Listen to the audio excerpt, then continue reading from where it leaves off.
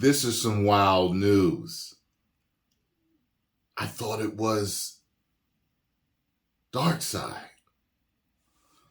Let's check this out. Not playing, huh? All right, let's diverse, and there we go. So now try that again. It has just been revealed that the Reverse Flash was going to be the big bad of the SNYDERVERSE, and it was going to be revealed in the Flash movie. Really? Hey everyone, welcome back to our movie news. Jay Oliva, who is an American storyboard artist, film producer, and animated film director, villain, considering worked how on the DCEU, powerful him and Flash has revealed are. some very interesting details about the SNYDERVERSE. This completely changes the whole perspective of the DCEU and the overall SNYDERVERSE. Yeah. If you don't know, the Flash movie we got this year was never the original plan. The Flash has been technically in production since 2017, but had directors drop out and huge changes to the DCEU affected the story the movie was going to tell. Now, I've read through this article already that Jay Oliva was in, and I have to say, this original plan for the DCEU sounds 100 times better than the one we got, and it's a real shame we never got to see it. I'm sure, just hearing that. Inverse, Jay Oliva had this to say. While little is known about Rick's cancelled Flash movie, the cast at times included Ray Fisher's Cyborg and Gal Gadot's Wonder Woman, one thing is clear. It was nothing like the movie released in 2023. Rick's movie wasn't the Flashpoint movie, Oliva says before detouring into a brief DCEU history lesson. Originally, there was supposed to be just Zack's 5 films and one side movie, which ended up being Suicide Squad. But after the success of Man of Steel, Warner Brothers decided to go all in on a cinematic universe. Rick's movie was going to be a series of films, just like Aquaman. I think all of those films, they were planning to be trilogies. The Flash movies would have been particularly important to the DCEU. However, because of a plan to introduce a classic DC villain, Eobard Thawne, aka Professor Zoom, or Reverse Flash. Rick's movie was laying the groundwork for Zoom as the big daddy of the DC universe, Oliva says. It was Professor Zoom pulling the strings because he had come from the future to basically mess with Barry. In the Flash movies, Zoom would be the villain in the background, but also in the ancillary other films. You would see some of the influences of Zoom on the rest of the Justice League. This all would have come to a head in a Flashpoint movie, which Zack Snyder revealed previously at a 2019 Flash screening would have wrapped up his Superman-focused saga and served as a reboot for the entire franchise. At the end of Zack's Darkseid quadrilogy or whatever, we would end up with a Justice League Unlimited version of the SNYDERVERSE, Oliva says, referencing the popular 2000s cartoon that featured a sprawling roster of DC superheroes. And then you flip it. You do a Flashpoint paradox. Everybody whose friends are now enemies, and it's a world that you don't want to live in. You can reboot the universe and introduce a new cast that way, because after 10 years, the actors need to go on to something else. For Oliva, that planned Flashpoint movie was also a chance to bring his original animated film to life, complete with its epic world-destroying conflict between the Amazons and the Atlanteans. In both the comic and the cartoon, the story hinges on a fatal love triangle involving Aquaman and Wonder Woman. I wanted to really capture the grimness of the comic, but also lay the groundwork for adapting this as if it was a Marvel live-action film, he says of his 2013 animated film. I just thought that would have been fantastic. Can you imagine Jason Momoa fighting Gal Gadot and then having that love story? All of the missed opportunities, and even concludes with a hint of whimsy. Being a part of it was so exciting, and then having to shift gears and pivot, it's kind of sad. I would have loved to have seen it get to this point. And I would have loved to have seen that too. That sounds incredible. To have not only Snyder's 5-movie story arc, but also a trilogy for The Flash, with Reverse Flash being at the heart of it, but also pulling the strings behind the scenes with the entire DCEU would have been mental. I'm so upset with Warner Brothers for being such a reactive and incompetent studio that just decided to scrap all of this because of some negative reviews for the studio cut of Batman v Superman. They were so desperate to catch up to Marvel that they were convinced that the reason reason why Marvel was so successful must have been because they were light-hearted comedies, instead of realizing that the reason why people fell in love with the MCU was because audiences were able to connect to the characters over multiple movies with good stories being told. Yeah. The humor was a bonus, and it was actually far less prominent in their early days of the MCU than it is now. That's true. But Warner Brothers stupidly thought that the reason why people loved the MCU was because of their humor and not their storytelling. Yeah. The key thing to focus on is having a cohesive long-term story. Having a lot of generic humor but a poor story can't result in a good movie. But a good story and not much humor can result in a good movie. But Warner Brothers thought the humor was the key to success. After 2016, Warner Brothers prioritized humor over story and forgot about a connected universe, which is the dumbest thing they could have done. Even if they decided to put humor as the focus, at least have the movies directly connecting to one another so audiences can follow along. This original plan for the DCEU sounded so good. We were going to have Darkseid and Reverse Flash as the two big villains of the DCEU. That's crazy. And then in the final movie, the Flash was going to reboot the entire universe, which would have given a satisfying and definitive ending to the DCEU. The majority of fans would have been so on board with the DCU if the DCEU had a satisfying ending. The DC fandom is so divided. I know that Twitter doesn't display the entirety of the DC fandom, but one look at a DC page's comment section can give you a hint into how divided fans are, bickering over everything. One piece of news comes out, and there's a huge division in opinions. And why am I talking about this in a video about the original DCEU villain? Because the actual original DCEU villain was never the Reverse Flash or even Darkseid. It was Warner Brothers. They fueled the division in their fan base. They created the toxic side of the DC fandom. They never committed to a storyline.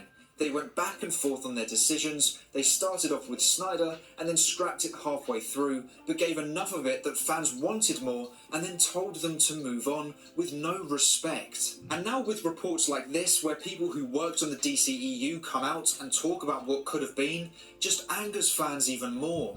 Superhero films are designed to inspire. Fans get a very special connection to those movies. Some grew up with them and they became a foundation of their childhood. Some watched them as adults and felt an escape from everyday life. And some just loved watching their favourite heroes on the big screen. Fans connect to those movies. Fans were connected to the DCEU. Maybe not the critics or angry fans watching Batman v Superman studio cut, but that was one movie out of 5 that were key parts of the DCEU. Their ego was so big that they didn't even realise that the reason why the DCEU wasn't able to succeed was because of them. They negatively changed 4 out of the first 5 movies in the DCEU.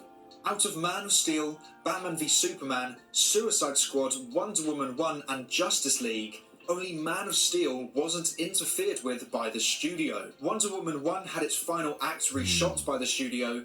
Batman v Superman was forced to cut out 30 minutes of the movie to make it a shorter runtime. The director of Suicide Squad was told by Warner Brothers to make the movie more like Deadpool and had Jeff Johns rewrite a lot of the movie, and Justice League had Joss Whedon come in and reshoot like 80% of the movie to make it more like the Avengers. All of the negativity the DCEU faced was because of them. They would have been far better off allowing the filmmakers to tell the story, and if after those 5 movies they weren't successful for the company, all this garbage we've been through as fans. But the box office was showing that the DCEU was a financial success for the studio. The fact that an unknown group called the Suicide Squad was able to make $745 million at the box office goes to show how hyped fans and audiences were with the DCEU early on. They were so reactive that they listened to critics after BVS and decided to completely change the direction they were going in. So they also expected the movies to make billions of dollars each time because Marvel was able to do it with some of their movies. But they completely ignored the fact that they had to build up their universe before reaching that milestone. The early DCEU box office was a clear indication that things were going in the right direction until Justice League 2017 came out. The DCEU was building something unique and it was financially successful for them. There were many fans who were connected to those movies and the story they were setting up. And then they stripped that away from those fans and then expected them to move on. I'm telling you right now, the DCEU may have not been as large as the MCU in terms of amount of movies, but it would have rivaled the MCU at the box office if they went with this original plan. I think Greg so. Silverman, the former CEO of Warner Brothers, stated that Zack Snyder's DC films were very profitable for Warner Brothers. So that argument that the early DCEU movies flopped is a complete lie made up by people trying to twist the truth to fit their narrative. The DCEU was heading in the right direction, and this original story sounded incredible. Fans should have seen it unfold. I think fans have every right to not forgive Warner Brothers and to not trust them with the DCU, because sure, it's now Warner Brothers Discovery, but they have acted just like Warner Brothers did. They said Henry Cavill was back, they told him to announce that he was back for more. And they got rid of him and used the loophole of, well, he was not on contract, so we didn't fire him. We just didn't hire him. That angered a lot of fans, and so they are no closer to uniting the fandom than Warner Brothers were. The original DCEU plan is something every fan should have seen. I don't want to say this without actually seeing the full plan of the DCU, but just from what we know so far, the original plan of the DCEU sounded a lot better than that too.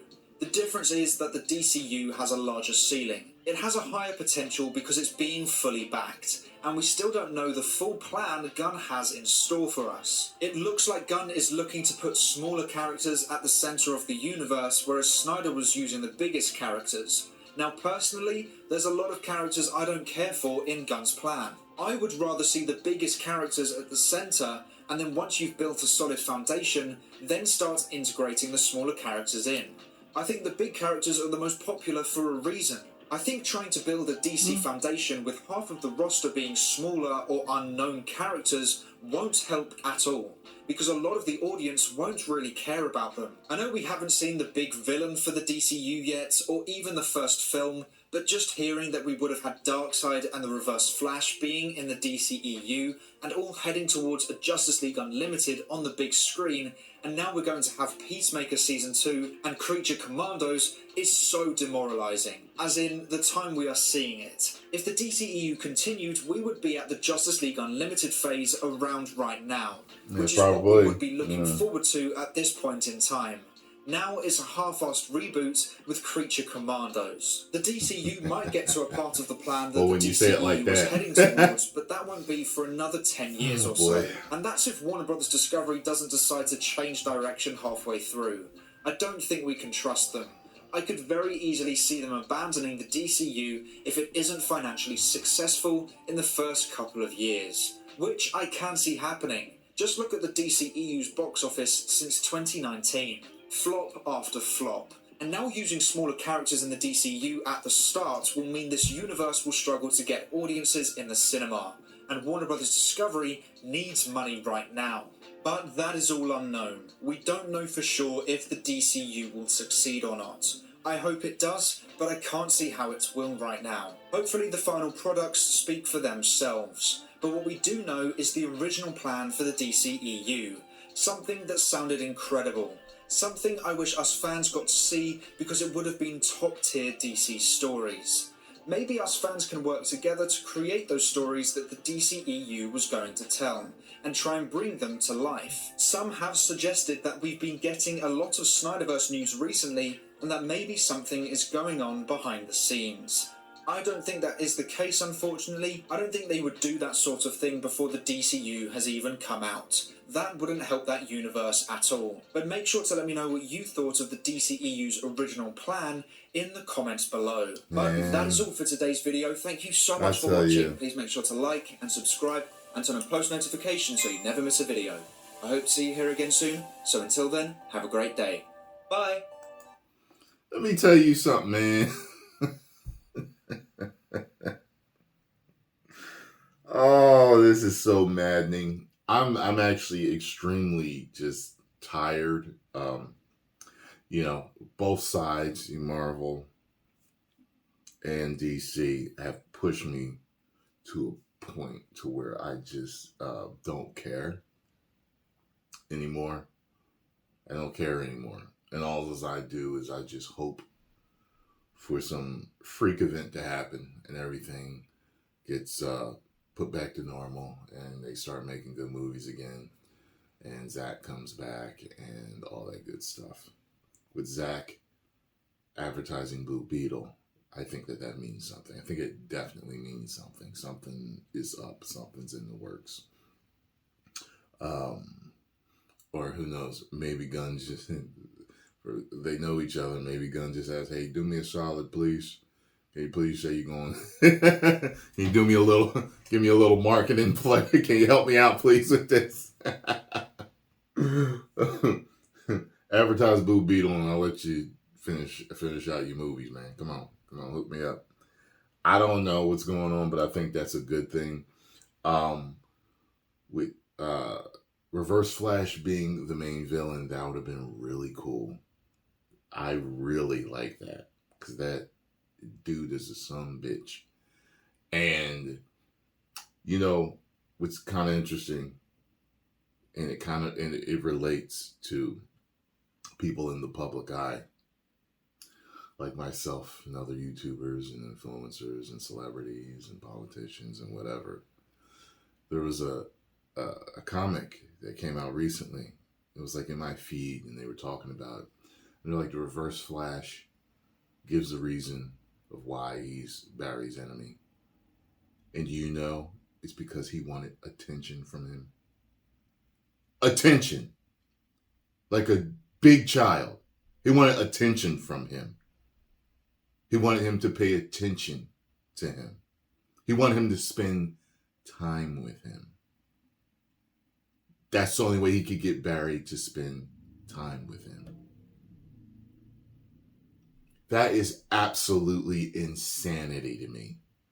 And do you know that I've literally gotten emails from fans where they were either talking trash during a live stream. Like I even had one call me the N-word and got banned. I specifically remember this. And I banned him during it was a live stream. And he wrote me on Instagram and like begged me to unblock him. I'm sorry. I just wanted you to answer me. Excuse me? That's not how you get someone to answer you. I mean, I don't understand what kind of spoiled child or whatever this was, but let me tell you something. To do something negative to get someone's attention doesn't put you in their good graces. Like, what is wrong with you? Okay, so you do something to piss them off, they answer you, you get the attention you want, but now you are the enemy of that influencer, or whoever it is that you're following, and you get blocked or whatever. How does that make sense?